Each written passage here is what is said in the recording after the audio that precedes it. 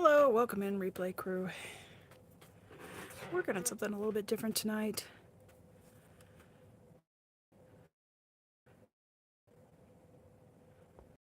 With all messages, so I can see chat.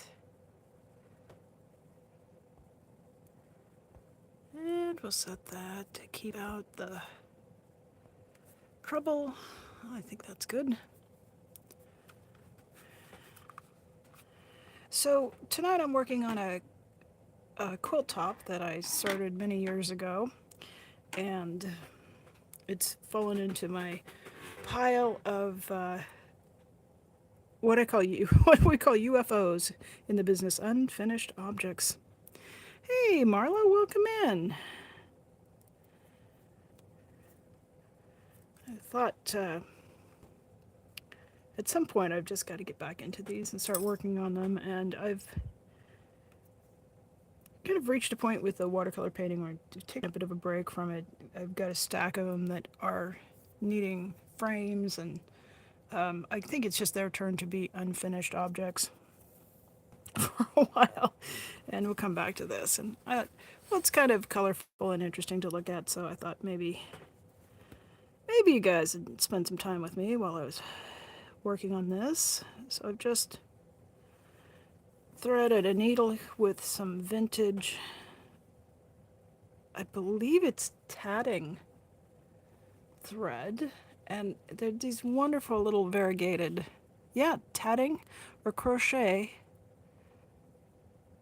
It's like pearl cotton, but it's a pretty fine gauge, and these are, boy, they're very vintage. They're probably 75 years old if they're a minute, and I've got a whole array of them, and I want to add them to this quilt, so that's what I'm doing. So I've just threaded this needle with some of this, and I'm gonna get it secured on the back side. I need to deal with all the little knots that it likes to get. All right, fine. I'm gonna stress about that one too much.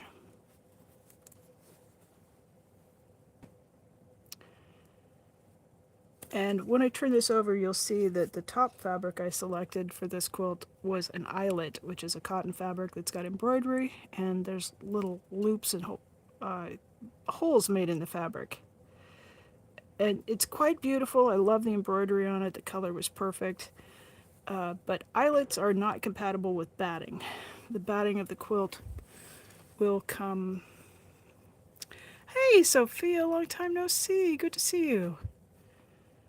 The batting will come poking through. So we don't really. There it is. All right, gonna bring the needle up to the top, and I'm gonna put this in the hoop.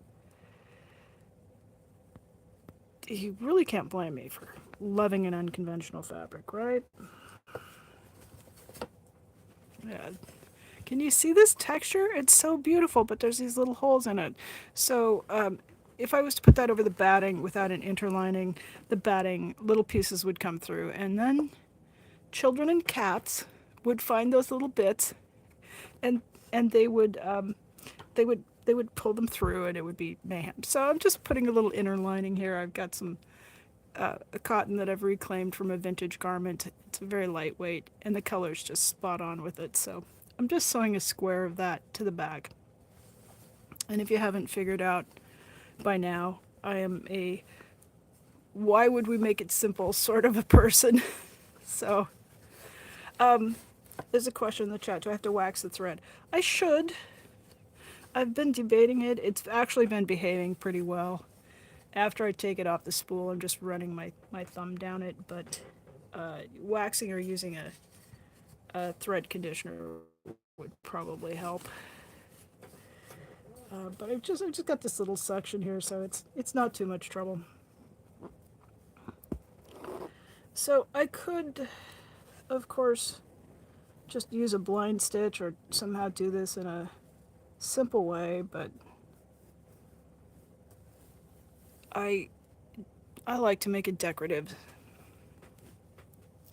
So yeah, it is beautiful thread, isn't it? and it's been kind of sitting in a jar in my studio, and it's just colorful and beautiful.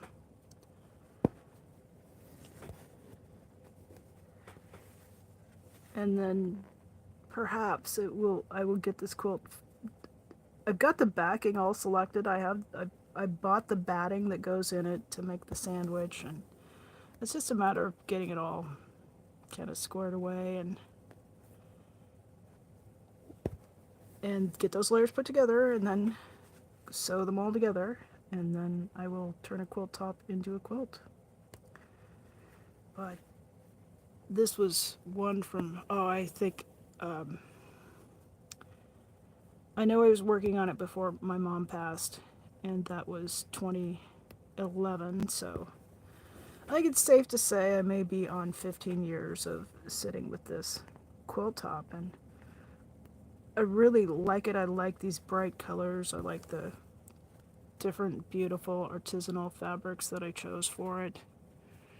This is a batik that's handmade in Bali, starting with a very nice, tightly woven cotton fabric, and then wax is placed on the fabric in a pattern, and then the fabric's put in various dye baths.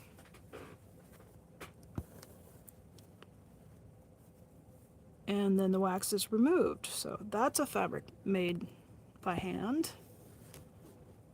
And this eyelet fabric is done by machine, but somebody had to design that and think about that pattern. And then this wonderful fabric that you can just barely kind of see it in the corner. It's a Madras plaid. And I think as we go on, maybe I'll be able to get it in frame a little better. You can see that it's patched together, and I bought it. It was yardage that came this way, all patched together. And these little pieces, maybe 2 inches by 3 inches, were probably left over from a production run of garments. And they were sewn together and then top stitched and sold as yardage. And I was so excited when I saw that in the fabric store that I bought everything that remained on the bolt.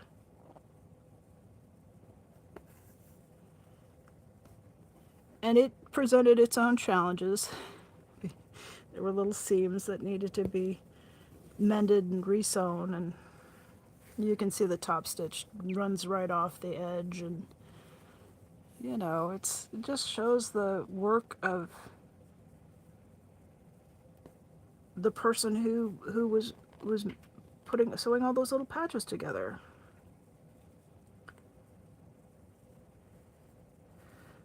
But knowing how the cotton had to be grown and harvested and ginned and spun into yarn, and then each of those colors were dyed. We've got orange and hot pink and purple and green and yellow, and all of that had to be done.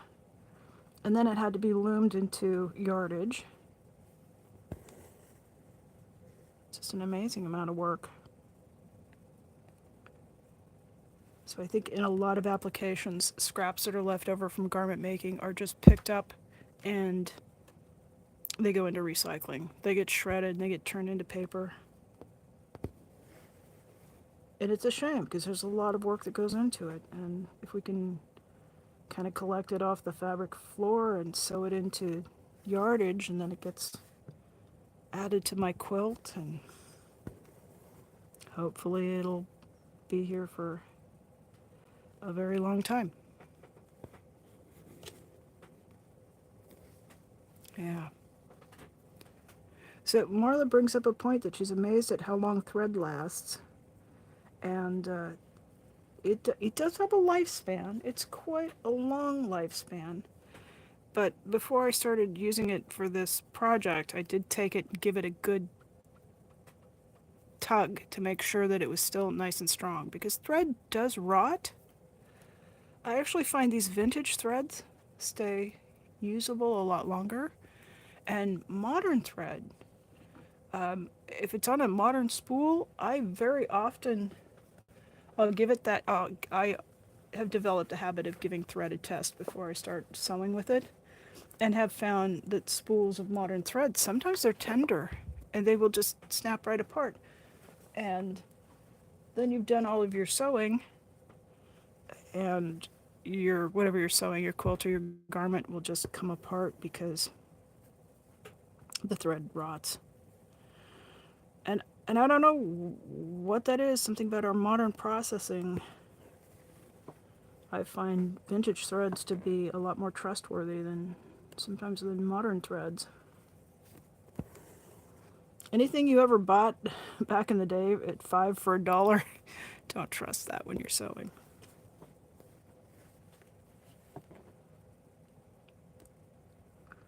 So let me know if you're on Replay Crew.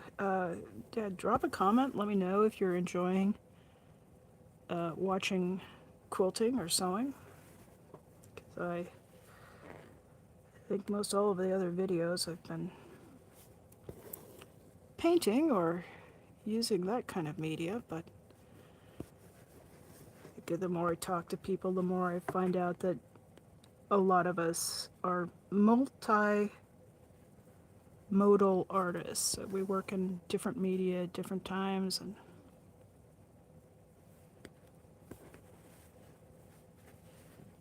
so I figured as long as it was colorful and we had a chance to chat, that probably you guys would be open to it.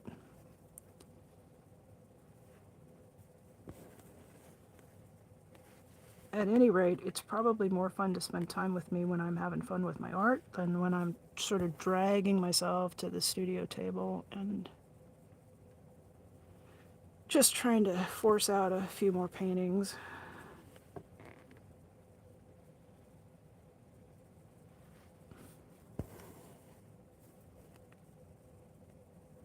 I think I'd reached a point where I'd solved a couple of technical problems I was having with the pebble paintings, and but okay, yeah, now I've got that worked out, and then I'm curious to see like what's next.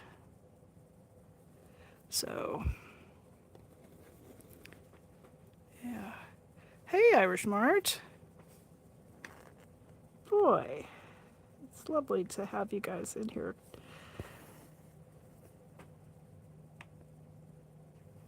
How have you been, Sophia? It just feels like it's been ages since I'd had a chance to talk to you, and I hope you're doing well and enjoying spring.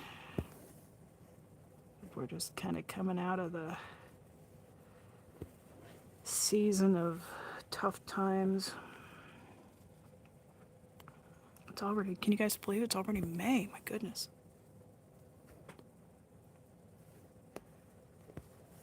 So I've used a little chain stitch in the middle of this area, and then on this outer part, I'm going through quite a few seam allowances where these little seams meet. There's like 8 layers of fabric, so I didn't want to try to do a chain stitch. I wanted it to be a little bit lower profile, so I'm just using a back stitch to mimic the, I want it to kind of echo the top stitching, but I don't want it to look exactly like that, which is why I'm doing it by hand and not machine. And it's deliberate that it's a little bit wibbly wobbly.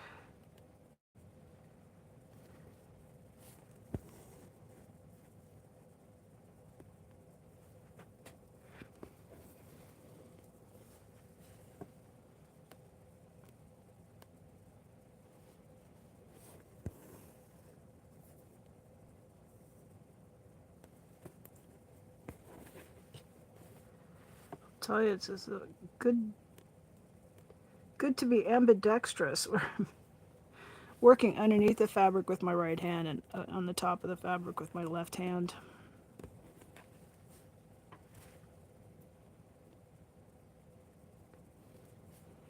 So I was thinking back to when I was put this top together and I was in a quilt guild, and there's positives and negatives about quilt guild. It's nice to have a lot of people all kind of working, and so you get supported to keep working and keep producing, and lots of people to encourage you or instruct you. to share fabric or patterns or help you base the layers together. That's kind of a big job, and it's helpful to have other people. But it also includes a very large element of people who were, in particular, retired school teachers, and they are just the quilt police. Oh, you can't use that. Oh, you can't do that. Oh, that doesn't, it doesn't follow the rules. And I think we do have a lot of traditions in quilt making, and they have developed for usually practical reasons. And one of the traditions would be don't use fabric with holes in it for the top of your quilt. It's a very practical thought that if you've got holes, then whatever you use as batting is going to come out those holes when the quilt is used. Now, if you're making an art quilt or a wall hanging that's never going to be handled, it's not going to be laundered much, you could probably use, and people do use fabrics that are even non-washable.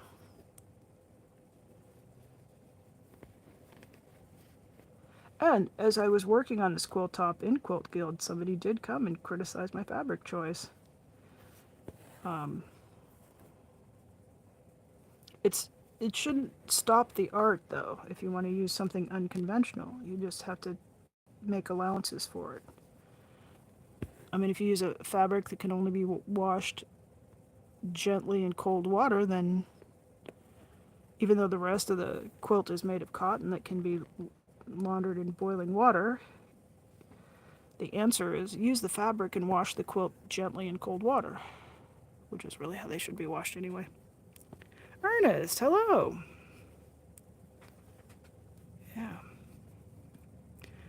Yeah, Ernest, good to see you. How's it going?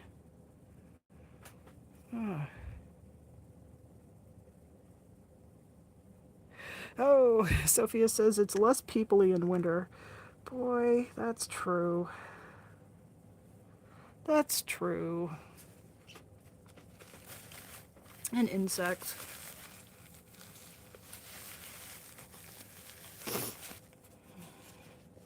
When I lived in... Oh, Ernest will tell us. Ernest knows this.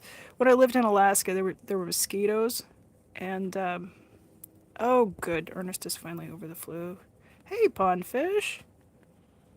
So I would go out biking or running with my roommate, and he would just slather on the bug repellent when I lived in Alaska. A lot of mosquitoes up there. They would just kind of swarm him and just lick the DEET off and then just bite the hell out of him. And I would start, he would say, oh, you gotta put the bug repellent on, and so I would, and then I was like, this stuff stinks, it's gross, makes me itch. And so I started to skip it, because usually, like, if you're walking, they can catch up to you, but if you're running or biking, the mosquitoes have a harder time catching up to you. And quickly discovered that they didn't really come after me, and they would swarm him. And he was a person who did not like bananas, and I would have a banana a day usually with breakfast, right? So I have read that consuming potassium just makes you put off some sort of an aroma that mosquitoes find unappetizing. So that was my little tip for having a better experience with insects. I couldn't convince him to eat bananas, but he would. He started to take a potassium supplement and found that it did reduce the amount of the swarm that pestered him. Just some people are more appetizing to them than others. I did go up to Talkeetna, though. We went up wild blueberry picking, and even I could not resist because the mosquitoes up there, they're just nothing, right? You're fresh meat, and there's I guess there's not enough for them to eat, and there's so many mosquitoes, so there's no repellent that will protect you from some of the really aggressive mosquitoes in the interior.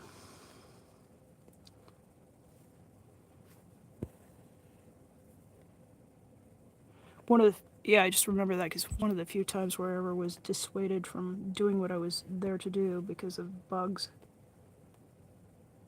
And wild Alaska blueberries, they're so good. I tell you, you take a few bites to get some of those.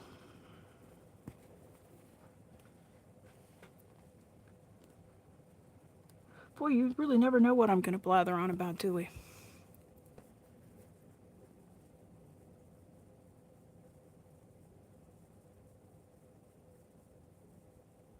Jojo, bananas, hello. Oh, blackberries are better, really? I got blackberries growing in my yard here. I guess that's probably why I don't appreciate them as much, because they are tasty, but boy. Also, I think if you think blackberries are better, that here's my thought is that you may not have had a chance to eat Marion berries, because Marion berries are the very, very best. But Ernest is talking about like it felt like his shoes were getting untied by mosquitoes. They swarm, and they will swarm like he's talking about, like you in such a cloud that it actually feels like your hand is impacting something when you go to swat them away. They're ridiculously dense. So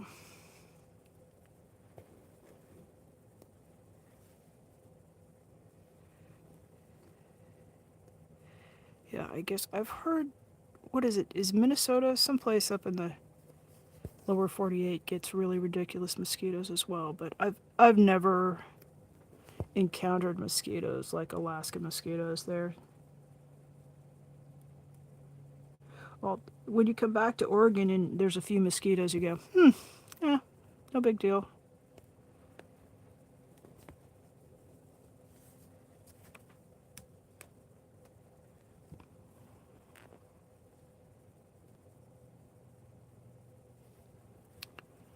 But if you're a person who's allergic to mosquito bites, it could be. I think it could probably be life-threatening.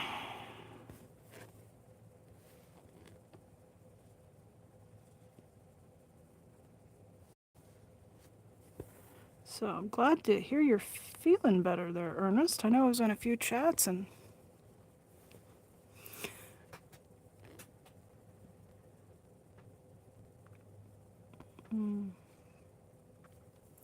I don't know. This is a botany question.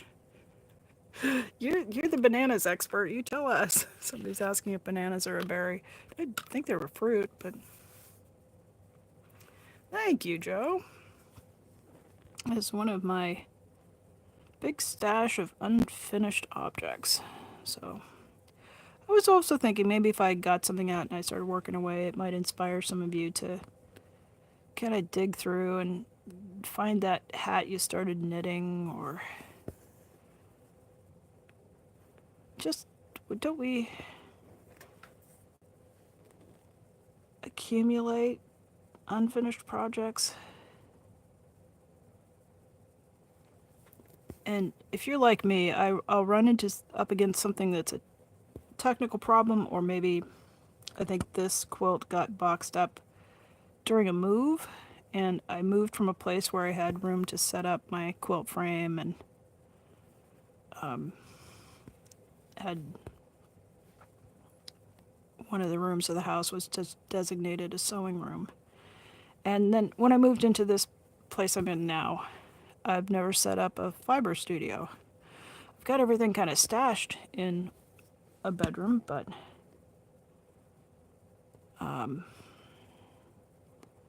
the table where the sewing machine goes is still stacked with boxes, and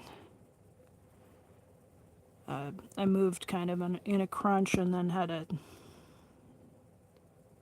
never really got unpacked properly. So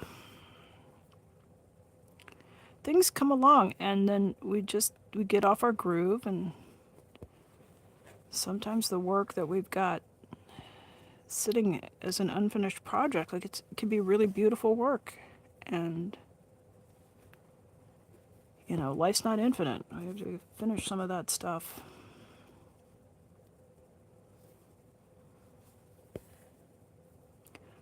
I don't know.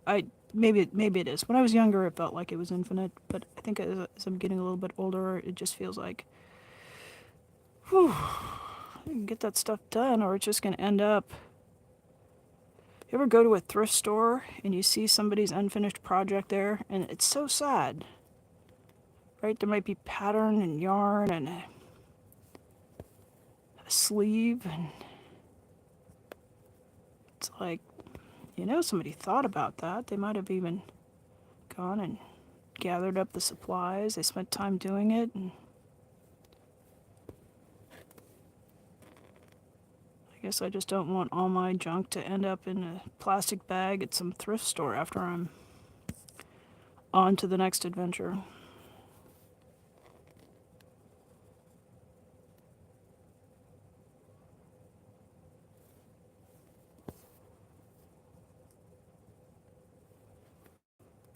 Well, that took a dark turn.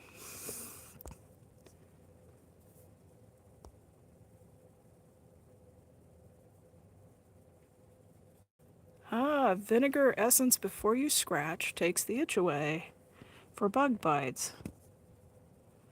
What is vinegar essence? Is that vinegar mixed with water?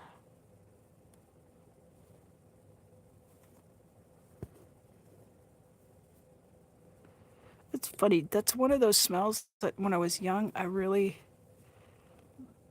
found vinegar like in salad dressings or food. It just, as a youngster, it would just, I found it very unappetizing. And as I aged, especially balsamic vinegar, oh, it smells so good. I don't particularly want to douse myself in balsamic vinegar, but that's kind of a nice smell. Oh, this is frustrating. I have this far and this far. I have like maybe 3 inches to go, and I'm out of thread. I have to rethread.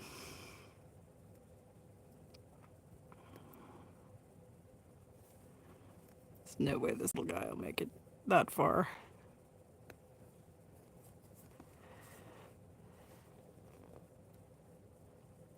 I have found with embroidery and hand stitching, it's best to avoid that temptation of using a long thread, because with a shorter thread you can just move along very quickly. And when you've got that long thread, it inevitably tangles and you get knots and frustrations. So kind of the old tradition is to use thread that's about the length of your forearm.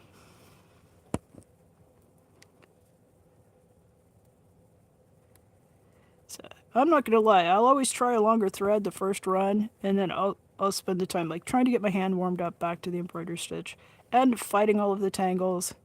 And then by about the third thread, I'm like, okay, it's just gonna be 18 inches long.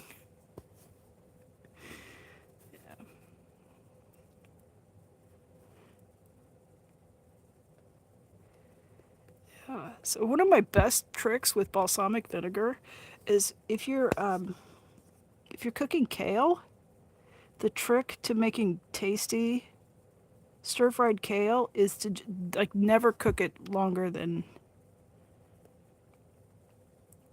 you want to get it done in 5 minutes. If you don't get it done in 5 minutes, it starts to get tough, and then you've got to cook it 20 minutes. So try to stir fry it where it wilts and then the color changes, and then throw in salt, pepper, and some balsamic vinegar. There's something about the combination of kale with balsamic vinegar that just makes the kale taste sweet and tender and so delicious. So maybe we're past the kale craze, but first time I had kale, I was like, this is bitter and disgusting, yuck. But if you just kind of deglaze the pan with probably a couple teaspoons, a few good shakes of balsamic vinegar, it does something magic to the kale, and once I started cooking it that way, I would actually get pretty excited to have kale with dinner.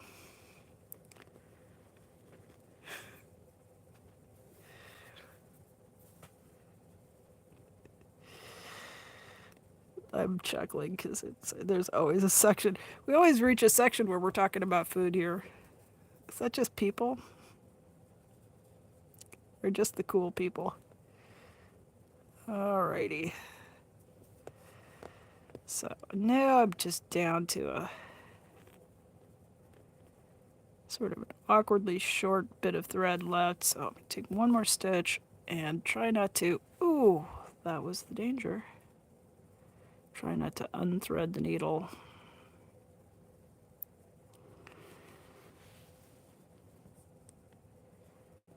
Take it back through.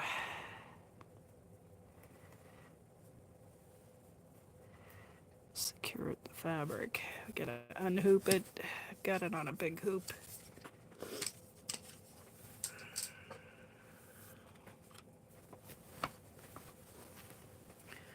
And I've got this quilt top all just rolled up and held with clips to sort of keep it out of the way. Okay, so there you go. There's a bit of a view of the work on the back there.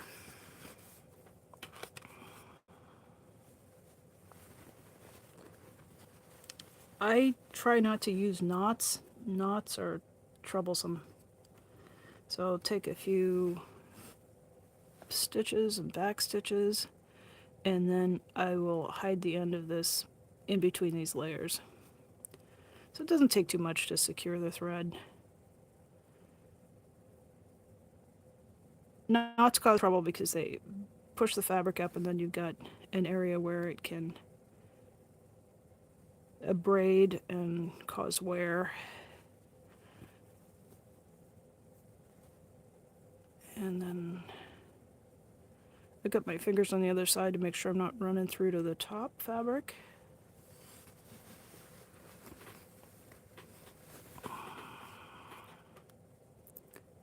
Just in between the two layers. And this doesn't really matter too much because this will be inside the quilt, but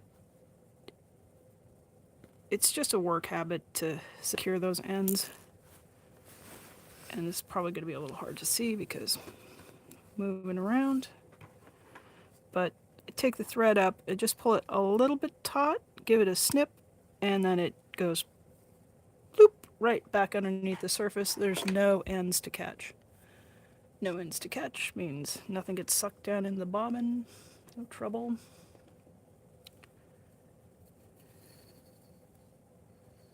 I don't need too much because I've only got a couple inches to go.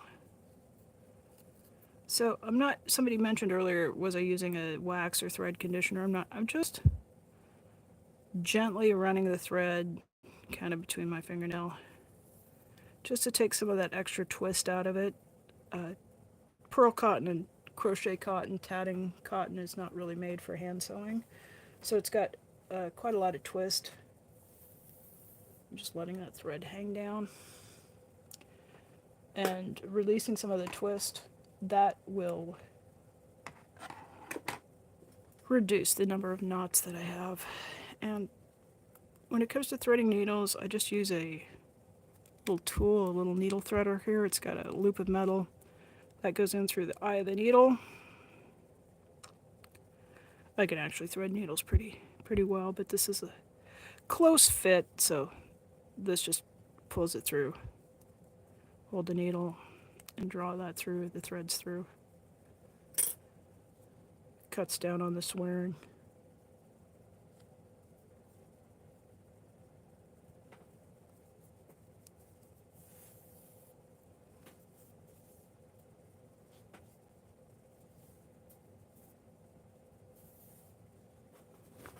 And then I'm just going to do the sort of the reverse of that process, which is weave that end in between the interlining and bring the needle up. Hi, Maya.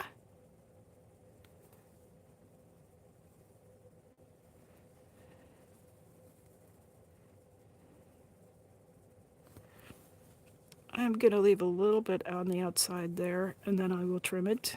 Got my basting caught up in there. Just a couple of stitches out in the seam allowance.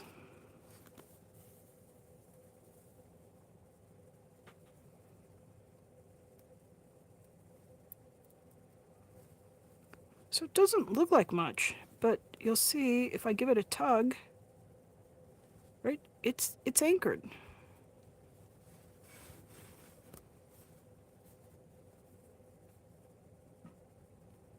Just gonna guesstimate where that needs to come up.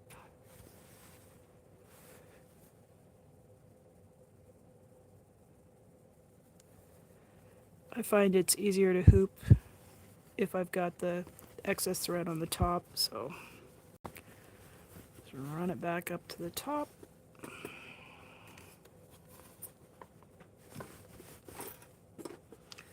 So when I was looking at this and I was thinking, do I want to drag out this sewing machine? I just simply just hand sew it.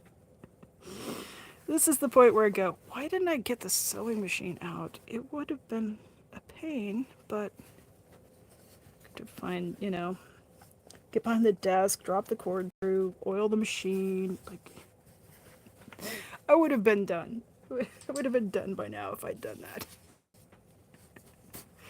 But I'm having fun. Okay, we're hooped back up. And I don't have this too tight. It's just kind of sits down, and we're back in business. Okay, let me take a look at the chat here and see.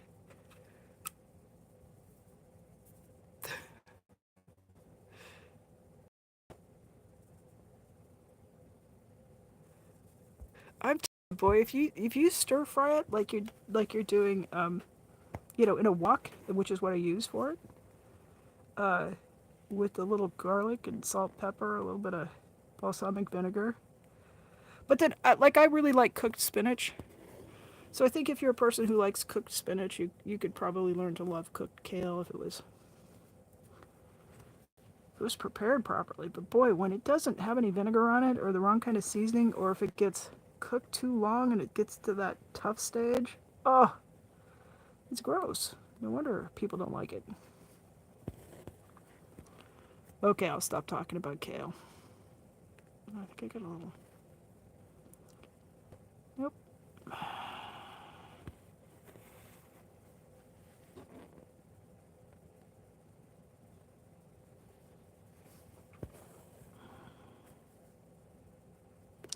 So I haven't decided on this quilt top. I really love the process of hand quilting. It's a full size, which is like almost a, just say, probably at least 88 inches square.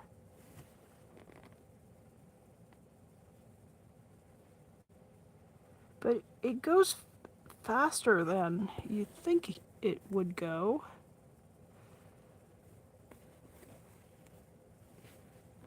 And then I could use actually kind of heavier pearl cotton.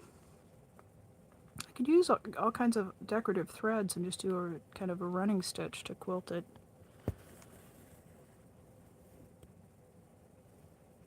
I like to piece using the machine because that puts a very sturdy, reliable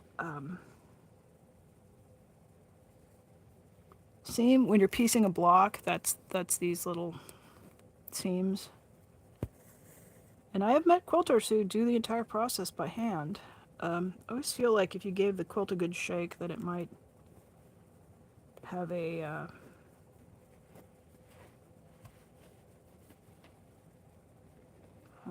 that's what I thought. Might have something a little bit catastrophic happening. I think I might have. Take a look back here. Okay. Yep, alright, I'm good.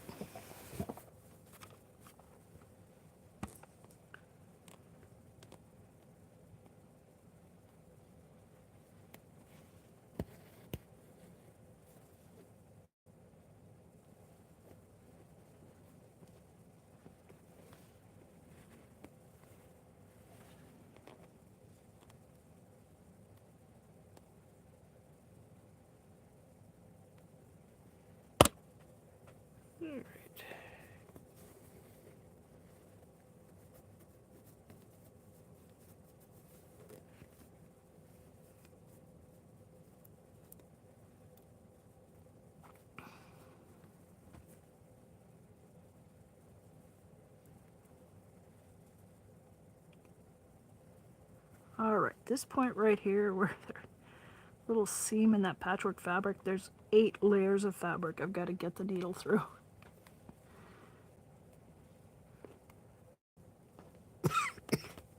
Excuse me.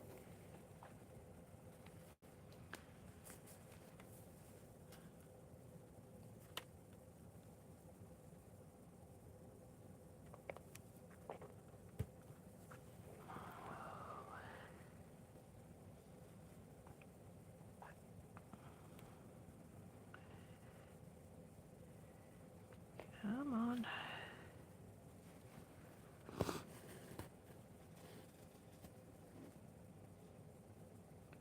It's not too bad, actually. I thought I might have to put on a thimble, which I'm not a big fan of wearing a thimble, but if you're going to do much, like if I was working on the hand quilting for this, I would be wearing a thimble because you seem like you're going to do okay the first few days. And then eventually you give yourself a sore spot where you're driving the needle through. And once you get a sore spot, then stitching is really unpleasant, so.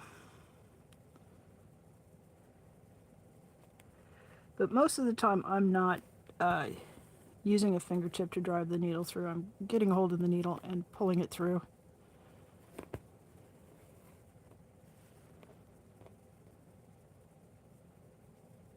But every needleworker is different. And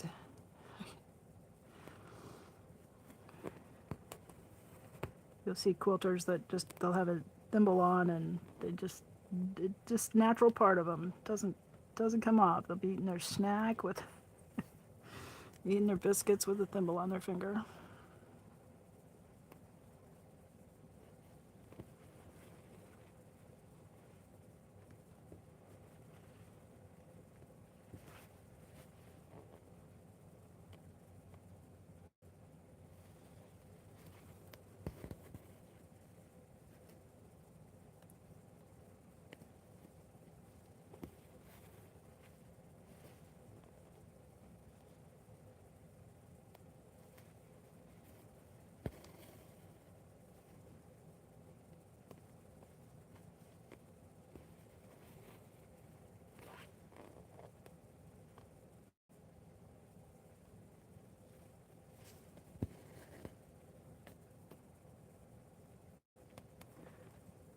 Okay.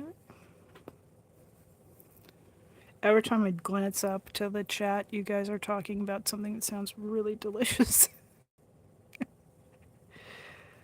Oh, sausage and seared. Okay. Well, Pondfish, thanks for stopping in. It's always lovely to see you.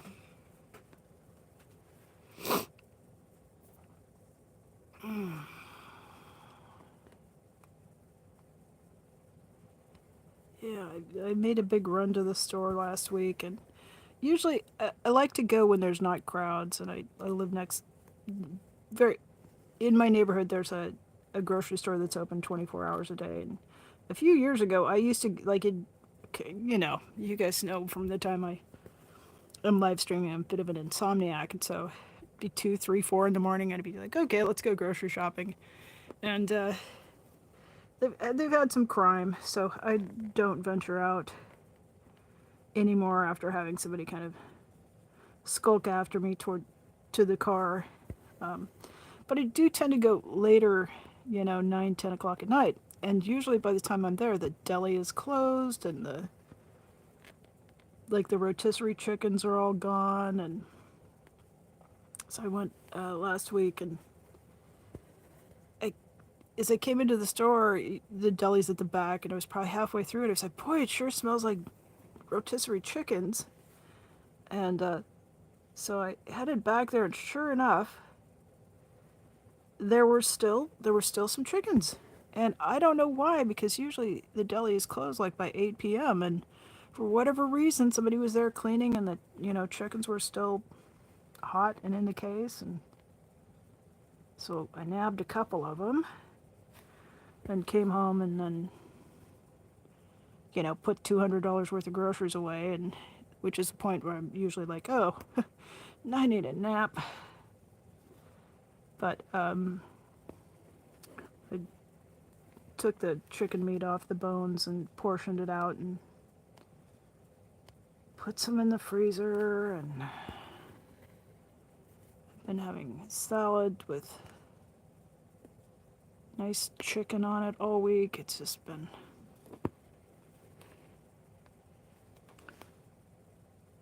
kind of a little like an unexpected pleasure in life. Alright, meeting up with that first stitch. Oh, I can't believe I got this all done in one day. Sometimes we surprise ourselves, right? Look at that. All the way around. Cool. Unhoop this and bury that thread end.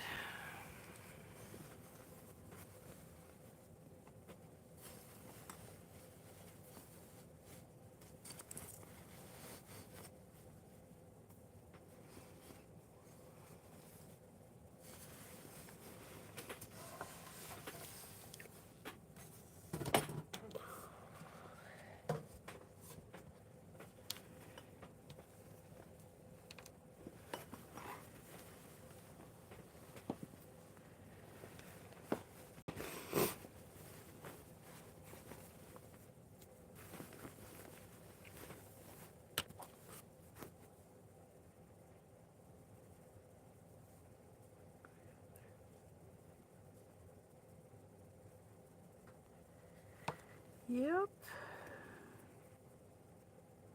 One little tangle. Let's see if we can get that corrected. Thought something felt a little loopy back there. Good.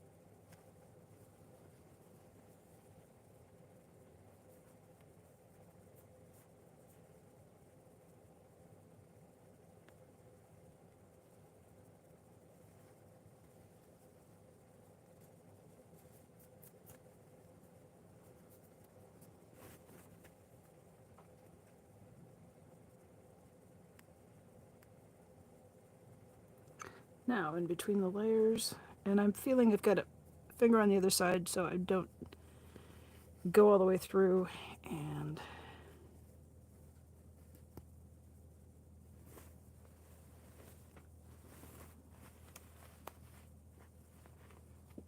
just put a little bit of tension on it, pull it a little bit tight, give it a snip, and the end is out of the way.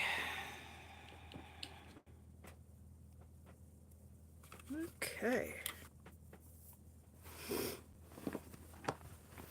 Now I've got basting through kind of the main body. I'm going to leave the basting around the edges because it's not hurting anything for now, but I'm going to go ahead and snip this and just pull that out.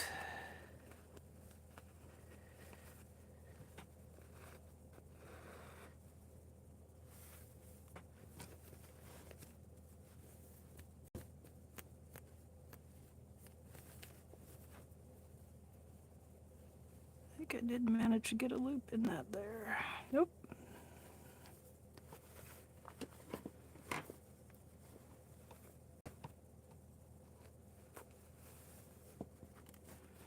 All right, let's take a look.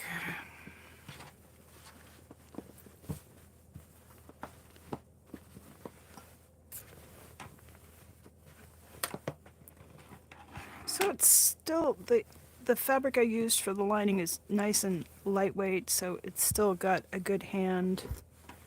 It's a little bit stiffer than the surrounding area, but plays nice and smooth. And I think I only have 3 or 4 squares that are going to need this much attention because the bulk of the... So we've got most of the quilt kind of rolled up here, but we've got other blocks that have an applique circle on them, and then some that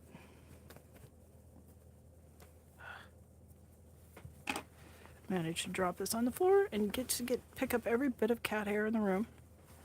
Yeah, so most of them are a variety of these batik fabrics and a few solids.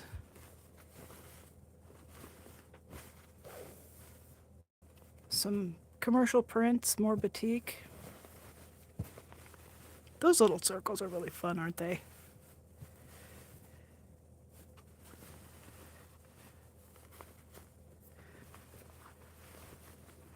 I might as well unclip this because the other areas are kind of hidden in these.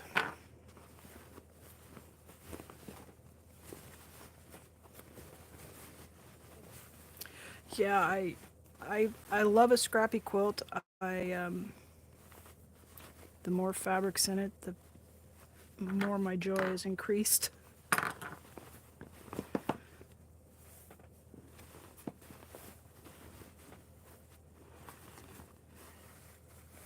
So I remember being a child and this quilt that my grandmother had and just being put in for a nap and then looking at all of the different scraps of fabrics, and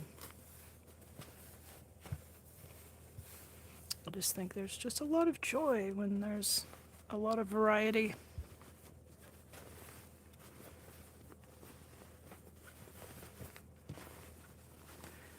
So here's another. I already got that one finished with that chain stitch around the inside.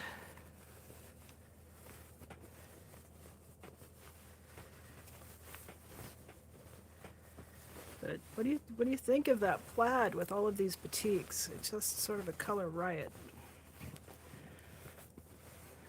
I think it's going to be fun to have this one finished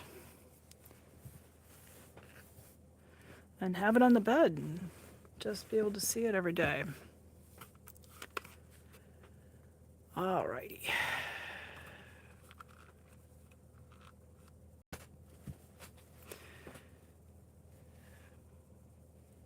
Thank you guys.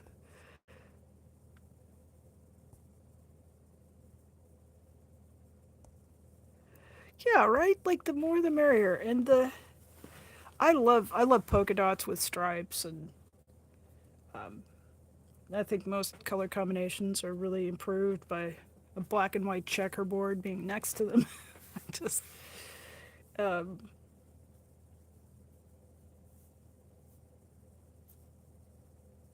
it wasn't something that I necessarily liked when I was a little kid. When I was a little kid, I was very picky about what things I thought went together and what things didn't. But the more my vocabulary of shapes and colors expanded, the more I came to appreciate mixing stuff up. And I think what I've done also is like there's most of these are tied in with the color, right? There's sort of this hot pink that runs through the plaid, and I've used. I think I used every bit of this yardage that I had in this quilt, and then I started adding in the different batik fabrics, and I looked for fabrics that included that hot pink in some way and those warm oranges. And I think the only real primary in this is there's a little bit of bright red, which I use very rarely. In fact, my stash of fabric, when you go to try to find red fabric, it's really difficult because there's brick and burgundy and maroon and chalky pinks and all kinds of shades of pinks, but a true like just middle of the road red. Um, I think I probably have some amount of red green color blindness. I don't really have a lot of visual distinction for red, but the colors that run up to it on either side, I do. So, and it's funny, I inherited my mom's quilt stash, and she was very much a red and blue. She loved primaries, so um, I've got a box of red fabric that doesn't match anything else in my stash. Okay, work a little bit of it in here or there. Okay, how are we doing on time here? I got the phone up we're coming right up on an hour, so I think I'm gonna get to wrap it up here pretty quickly. Yeah. I thank everybody for coming in and spending a little time and chatting with each other. Just, uh, you know, I think one of my favorite things about live streaming is just to be able to create that space and make a little bit of a spot in the world for people to come and hang out and from all corners of the world and to share a little bit of joy about color and about art and making, creativity, cooking, be supportive to one another. Um, that's just the best. Gosh darn it.